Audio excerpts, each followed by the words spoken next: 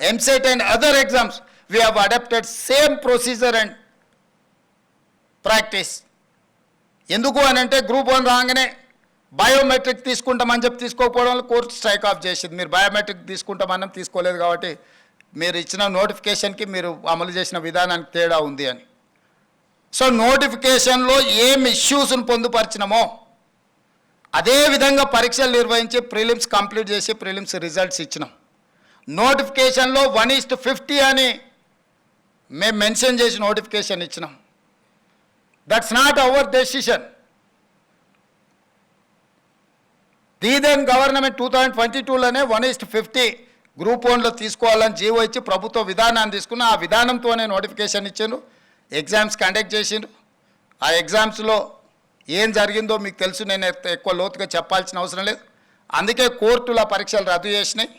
Same గైడ్లైన్స్లో మేము notification ఇచ్చి exams conduct చేసినాక కొంతమంది ఇప్పుడు 1:100 బిలో అంటున్నారు. ప్రజాప్రతినిధులుగా, ముఖ్యమంత్రిగా, మంత్రిగా నాకు శ్రీధర్ బాబు గారికి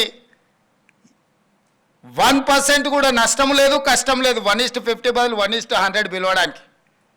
కానీ 1:100 పిలిచిన మరుక్షణము కోర్టు సింపుల్గా 1:50 పిలుస్తా అని చెప్పి నువ్వు నోటిఫికేషన్ ఇచ్చి ప్రిలిమ్స్ కండక్ట్ చేసి ఇప్పుడు 1:100 పిలుస్తాను నువ్వు రిజల్ట్ ఇస్తే నీ ఫండమెంటల్స్కి నువ్వు అగెనెస్ట్గా పోతున్నావు కాబట్టి court next minute strike off చేస్తుంది. మళ్ళీ మొదటికి వస్తా. 2011లో మొదలుపెట్టిన గ్రూప్ 1 ఎగ్జామ్స్ 2024లో కూడా మనం కంప్లీట్ చేసుకోలేకపోయినాం. 12-13 ఏళ్ళు గ్రూప్ 1 పరీక్షలు నిర్వహించుకోలేని పరిస్థితుల్లో ప్రభుత్వాలు ఉంటే ఆ రోజు 21-22 ఏళ్ళ పిల్లగాడు ఈరోజు 34 ఏళ్ళకు వచ్చిండు. వాడికి పెళ్లి చేస్తే పిల్లలు అయిపోయి పిల్లలు బడికి పోయే వయసు. గ్రూప్ 1 ప్రిపేర్ అవుదాం వచ్చి కోచింగ్ సెంటర్లో ఇక్కడనే తిరిగి వాడికి నిజంగా వాడి యుక్త వయసు అంతా కోచింగ్ సెంటర్ల దగ్గరనే అయిపోయింది. ఊరికి వెళ్తే తల్లిదండ్రులకు భారం, ఇక్కడ ఉంటే 10 ఏళ్ళు పని చేయకుంటూ ఉంటే పని చేద్దామన్న ఓపిక కూడా పోద్ది.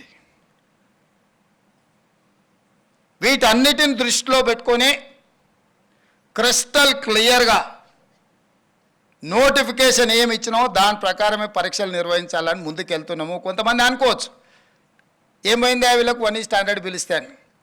1:50 లాగా అన్ని ఏర్పాట్లు అయిపోయినాయి. మీకు తెలుసు JNTU పర్టికులర్గా ఎంతమంది స్టూడెంట్స్ ఉన్నారు, ఎన్ని హాల్ టికెట్లు ఇవ్వాలి, ఎన్ని సెంటర్లలో ఎగ్జామ్స్ నిర్వహించాలి, ఎన్ని బయోమెట్రిక్ ఎక్విప్మెంట్ ఉండాలి, ఎవరు ట్రైన్ చేయాలి, ఎవరు వెళ్ళాలి, ఎవరు మీకు ఇన్విజిలేటర్స్గా ఉండాలి, ఒక వ్యవస్థ ఏర్పాటు చేసుకున్నాక సడన్గా దాన్ని నెక్స్ట్ లెవెల్లో నెక్స్ట్ విధానం మార్చుకుంటే మళ్ళీ అదంతా సమకూర్చుకోవడానికి ఎంత సమయం పడుతుంది, ఎట్లా విద్యార్థుల యొక్క జీవితాలతోనే మన విధానాలు దుందుడుకుగా మార్చుకుంటే ఎంత ప్రభావం చూపిస్తుందో